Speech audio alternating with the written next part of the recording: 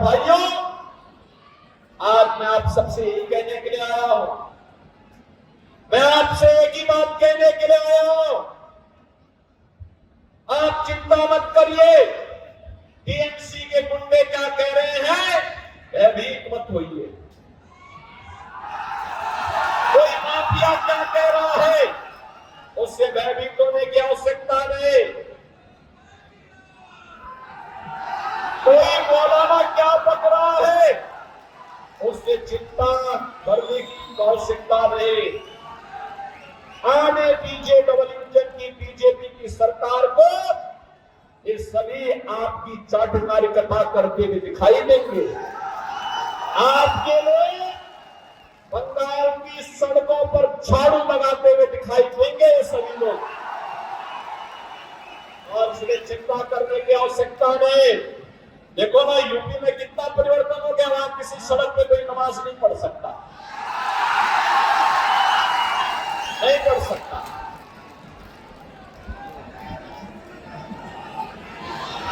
वहां पर्व और त्योहार शांतिपूर्ण तरीके से मनाए जाते हैं,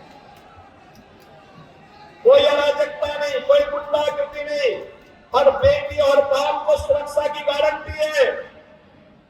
लेकिन बंगाल में धड़ल्ले से गौ कसी होती है, गौ हत्या होती है, गौ तस्करी होती है,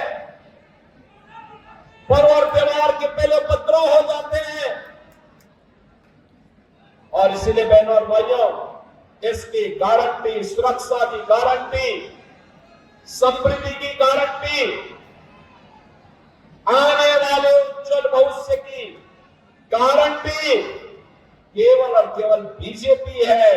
और आपके पास तो बीजेपी ने और जीत राय जैसा जुझारू कार्यकर्ता दिया है आपके लिए, आपका नेता बनने के लिए, जनप्रतिनिधि बनने के लिए, एमएलए के प्रत्याशी के रूप में। मैं तो आप सबसे इस बात की अपील करने के लिए आया हूं कि जो लोग पिछले 15 वर्षों से बंगाल को पहचान के संकट के दौर से गुजार दिए हो, जिन्होंने बंगाल को टेरर का, माफिया राज का और कटमनी एंड करप्शन का अड्डा बना दिया हो, वह टीएमसी अब नहीं चाहिए। इन लोगों ने यहां पर आम जनमानस के सामने, नौजवानों के सामने, बेटी और बहनों के सामने एक भय का माहौल पैदा किया है। इनके कारण माफिया पैदा हुए हैं, सैंड माफिया, कोल माफिया, लैंड माफिया। ये माफिया प्रवृत्ति, ये बीजेपी इसको समाप्त करेगी, बीजेपी का संकल्प है। और जो जनता के लिए मोदी जी पैसा भेजते हैं दिल्ली से, ये टीएमसी के गुंडे जो पैसा हजम कर जाते हैं। बहनों और भाइयों, आज मैं कहने के लिए आया हूं आपसे यही, जो अराजकता आपको यहां देखने को मिलती है, जो भय का वातावरण है, जो दंगे हैं, जो माफिया राज है, सैंड माफिया और कोल माफिया का वर्चस्व दिखाई देता है, जो विकास के पैसे में कटमनी और करप्शन की भेंट चढ़ जाता है। इससे इसी प्रकार की बुरी स्थिति आज से 9 वर्ष पहले उत्तर प्रदेश की भी थी।